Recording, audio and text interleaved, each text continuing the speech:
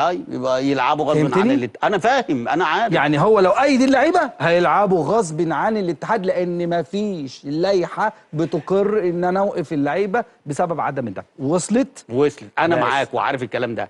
بس احنا دلوقتي انا ما بعتش الفلوس زي ما انت بتقول كده واللعيبه اتأيدت، صح؟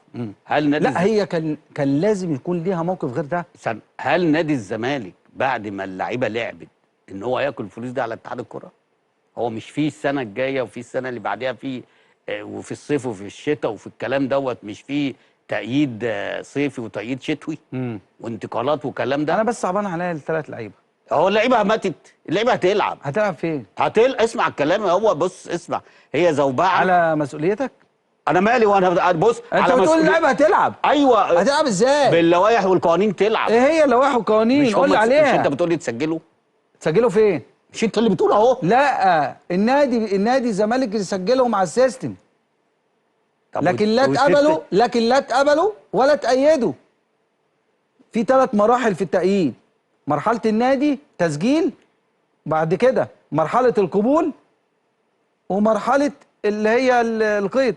هم داخلين الجنة في قبول. طب هعمل ايه؟ ما هو اصل دي اجراءات روتينيه يا كابتن. يا عم الحاج اجراءات على السيستم. هي بص هم عنده في حاجه ومش هيطلعوا قدها، اسمع الكلام، وهيرجعوا في كلامهم واللعيبه هتتأيد وهيلعبوا، وبكره تقول وبعد كده انا بقول لك اهو، ولو ما حصلش الكلام دوت ما اجيش اقعد قدامك انا تاني. بس هل تقدر؟ لا اسمع بس هل تقدر تشوف دوري من غير اهلي وزمالك؟ لا طبعا. بس خلاص انا بس اللي عايز الشفافيه بجد بقى.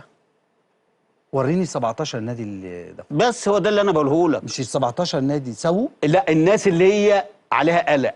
لا ال 17 سووا. لا ما في انديه اطلع بقى قول ادي ال 17 اهم سووا ما عدا الزمالك. بس مش بالكلام. مش انا قلت لك الكلام ده ليه بقى؟